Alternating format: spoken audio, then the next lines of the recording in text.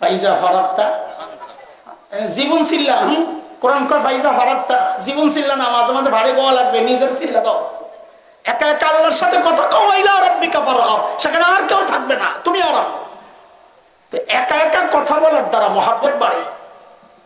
তো একা একা যখন কথা বলবে তখন আল্লাহকে বলবেন আল্লাহ একটু একান্ত কথা আছে আপনার মুখে। তো জবাব আসবে বান্দা কি বলতে চাও। আল্লাহর তো সিস্টেমে এটা, বান্দা ডাক দিলে নাম্বার বিজি থাকে না, বন্ধও থাকে না, সাথে সাথে ধরে লাই কি কি কি বলবা বলো। বলে আল্লাহ একটা কথা বলতে চাইছিলাম, বলুন কিনা। কারে বললা? বলে কথাটা হইলো আমারে তো ইবাদতের সিজনে পাঠাও নাই।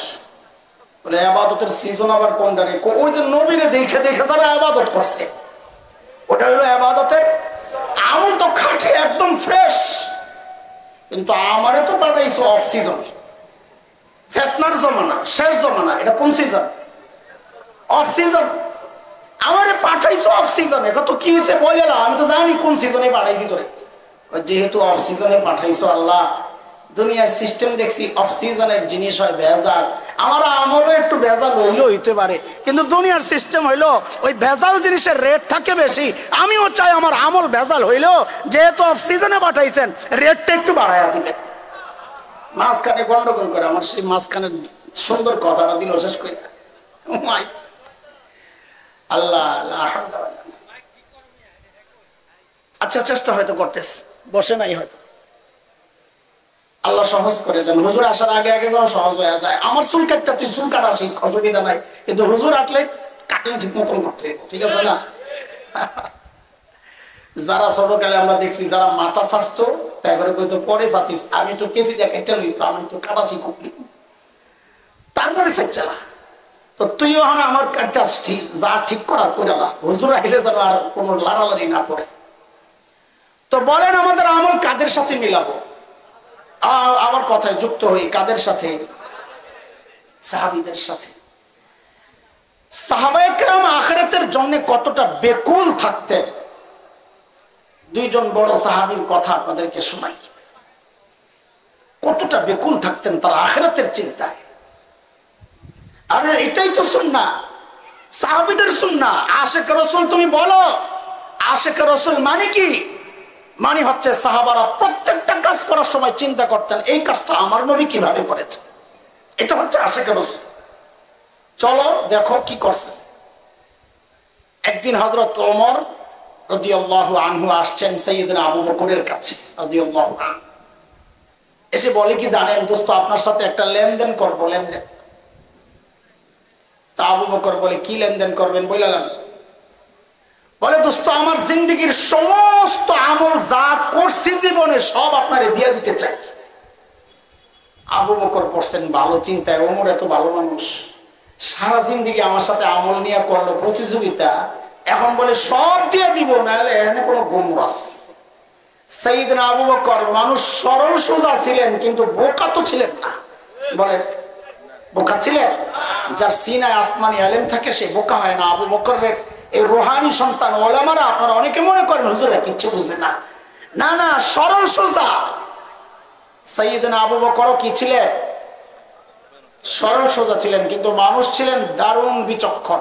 চালাক না, চালাকের মধ্যে একটা সঠতার ভাব আসে। বিচক্ষণ ছিলেন, দারুণ বিচক্ষণ। একটা বিচক্ষণতার গল্প শোনায় আপনাদেরকে ফাঁকি দিয়া। সূরা লাহাব যখন নাযিল হয়েছে, কার ব্যাপারে? আবু লাহাবার বউ উম্মে জামিল বিনতে হারব ইবনে উমাইয়া, দুইটার ব্যাপারে নাযিল হয়েছে সূরা লাহাব। আবু লাহাব তো পাথর উঠাইছিল সরাসরি মারার জন্য। উম্মে জামিল আবু লাহাবের বউ পরে শুনছে, শুই না সেও পাথর লইছে নবীরে খোঁজে মারবে। নবী কই, মুহাম্মদ কই। খুঁজতে খুঁজতে কাবার কাছে গেছে। নবী আলাইহিস সালাম কাবার পাশে বসে বসে তিলাওয়াত করতেছিলেন। আবু বকর পাশে বসে পাহারা দেয়। কামি বেডার এটা। দূর থেকে দেখছেন আবু বকর, দূর থেকে উম্মে জামিল আসতেছে হাতে পাথর। আবু বকর আস্তে আস্তে নবীজির কানে বলেন, ইয়া রাসূলুল্লাহ, উম্মে জামিল আসতেছে, ওর মতিগতি ভালো লাগতেছে না। তো নবীও মাথা উঠাইয়া দেখতেছে না, আসতেছে। তো নবী আলাইহিস সালাম বলেন, আবু বকর আপনি টেনশন করেন না, ওরে আসতে দেন, ও আসুক। কেন? বলে আমি যেখানে বসা ও আয়সা তো আমাকে দেখবেই না। কেন? নবী নূরের তৈরি, তো দেখা যায় না, তাই না? এই মনে করছেন মগার দল। কারণ কি? কারণ আল্লাহ কোরআনে আগে জানায় রাখছেন, সূরা বনী ইসরাঈলের 45 নম্বর আয়াত আল্লাহ বলেন, وَإِذَا قَرَأْتَ الْقُرْآنَ جَعَلْنَا بَيْنَكَ وَبَيْنَ الَّذِينَ لَا يُؤْمِنُونَ بِالْآخِرَةِ حِجَابًا مَسْتُورًا। নবী আপনি যখন তিলাওয়াত করবেন, আপনার আর বেঈমানদের মাঝখান দিয়ে আমি নিরাপত্তা পর্দা দিয়ে দিব, ওরা আপনাকে দেখবেই না। ঠিকই উম্মে জামিলা ঈশা খালি খোঁজে, আবু বকর তো বুঝছে সামনে তুমি তো নবীরে দেওয়া না, খুঁজতেছে না পায়। আবু বকরকে ধরছে, আয় মোল্লা তোর দোস্ত কই? তখন তার মোল্লা কয় নাই, যেটা কইছে সময়ের শব্দ দিয়ে আমি তাফসীর করলাম আর কি, ধরে নিয়ে মোল্লা তোর দোস্ত কই। এখন দেখেন আবু বকর পড়ছে কি বিপদে। যদি বলেন লা আদরি, দোস্ত কই আমি জানি না, তাহলে আবু বকরের সিদ্দিক যায় কাইটা, মিথ্যাবাদী হয়ে যায়। আর যদি বলেন এই যে, আবু বকর মাইর খায়, কারণ আবু বকর বলবেন এই যে, উম্মে জামিল বলবে কই যে, হ্যাঁ তো দেখ না। বুঝেন না এই কথা? এখন মুসিবতে পড়ছেন না আবু বকর, বড় মুসিবত। কিন্তু আবু বকর তো বোকা না যে মুসিবতে কেন্দ্র দিব। বিচক্ষণতা দেখেন, যে জিজ্ঞেস করছে তোমার দোস্ত কই, আবু বকর সাথে সাথে জবাব দিয়ে দিচ্ছেন, খুঁজে দেখো না। কি বলে? আমাকে মাদ্রাসার পোলাবেন পড়ছে, আপনারা তো পড়েন নাই। আমার জুমলা ইনশাইয়া সিফকিজমের এহতেমাল রাখে না, এই কথার মধ্যে সত্যও নাই মিথ্যাও নাই। খুঁজে দেখো। উম্মে জামিল মনে করছে আবু বকর জানে না, আমারে খুঁজা বাই করতে কয়। যাওয়ার সময় ঢাকায় পোলাবেনের মতো কতক্ষণ বৈকা ঢুকে আমি খাইলাম, ধরলাম, ছেড়লাম, তোর দোস্তরে কয়ালিস পাইল রে, আমি খাই, এই কই ঠিক গেছে। আবু বকরের বিচক্ষণতা।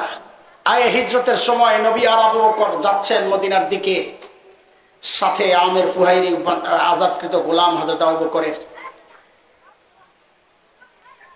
পুরস্কার ঘোষণা হয়েছে, ধৈর্য দিতে পারলে 100 পুরস্কার।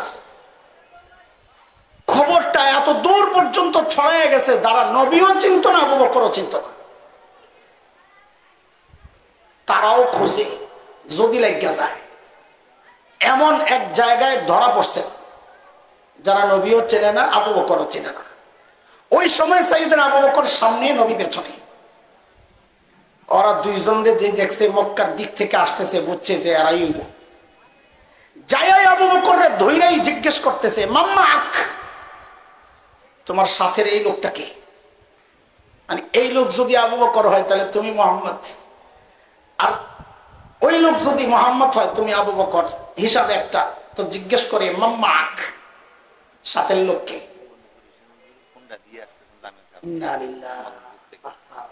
আল্লাহ সহজ করে দেন, আল্লাহ হযরতের সফর সহজ করে দেন।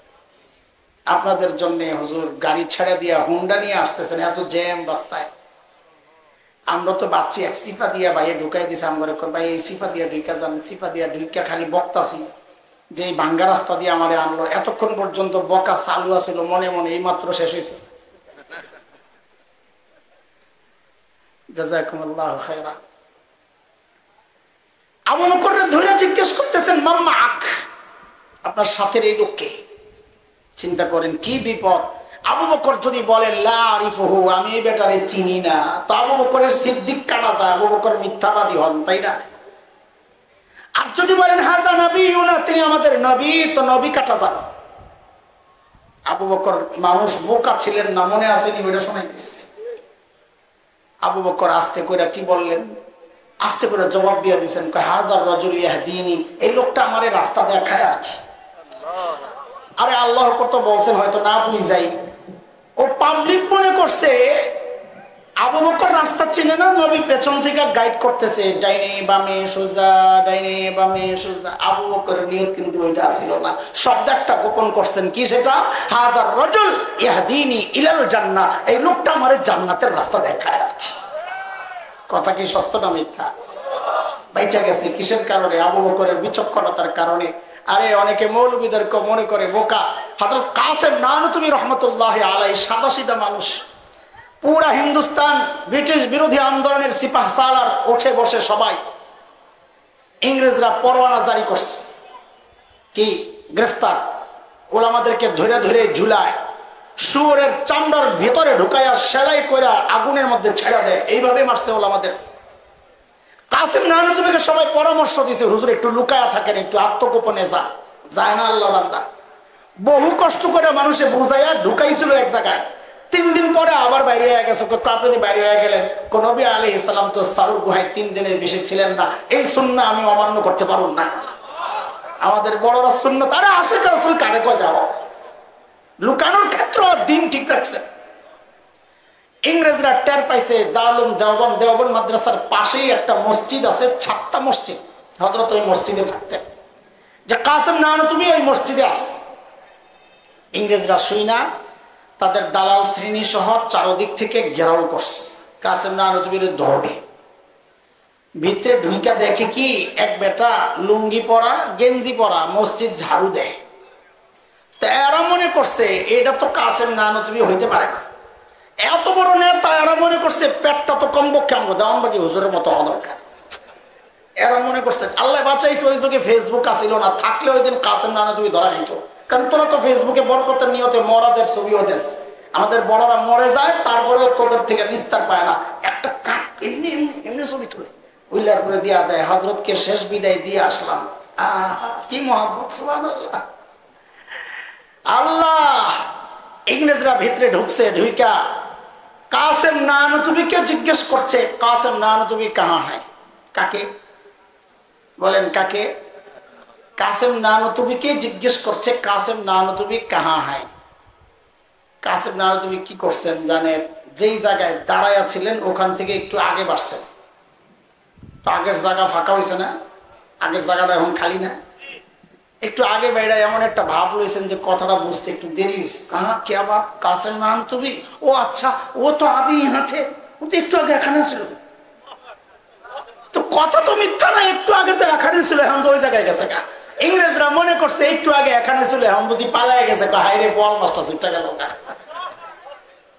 আলেম কি হয় না? কথা তখন কি বুঝাইতেছি, আলেম কি হয় না? যার সিনায় আসমানি ইলম, সে বোকা হইতে পারে না। বোকা তো সে যে আসমানি ইলম থেকে বঞ্চিত। কথা কয়।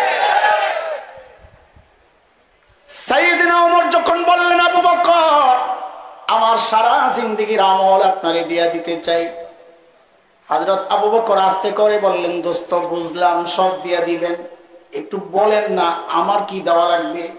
আবার আমার সারা জিন্দেগীর আমল চাইলে কিন্তু পাইবেন না। সাইয়েদনা ওমর বলেন, আবু বকর না, আপনার সারা জিন্দেগীর আমল আমি চাই না। আবু বকর ওই হিজরতের সময় 3 দিন যে নবীর সাথে সাউর গুহায় লুকায় আছিলেন, আবু বকর আমার ওই 3 দিন দিয়ে দিবেন, আমি আমার সারা জিন্দেগীর আমল আপনারই দিয়ে দিব। কয়দিন? কয়দিন? কথা কন, কয়দিন? বিনিময়ে ওরে আল্লাহ, মিললো, হিসাব মিলে একটা গুমট তো নিশ্চয়ই এখানে আছে, তাই না? এই গুমটটা শোনার জন্য যে গুহায় যাওয়া লাগবে, সময় আছে নি? হুজুর আসা পর্যন্ত বলাই লাগবে আমার, আপনারা করবেন কেন? আয়া পড়ছেন, বৃষ্টি দিয়ে যাইবেন কই? বয়া খায়। সাউর গুহায় যাওয়া লাগবে। কোন গুহা? যে গুহায় নবী আলাইহিস সালাম লুকাইছিলেন হিজরতে, মদিনায় যাওয়ার সময় 3 দিন লুকায় আছিলেন। কোন গুহা আবার বলেন? সুর না, আমাদের মশহুর কি সুর না? কি শব্দ? ওলামারা কথা কন, ছোট্টরা বড়রা তো জানে সাউর। আচ্ছা, গুহায় পরে ঢুকি, আগে চলেন গুহার মুখটা একটু বন্ধ করি।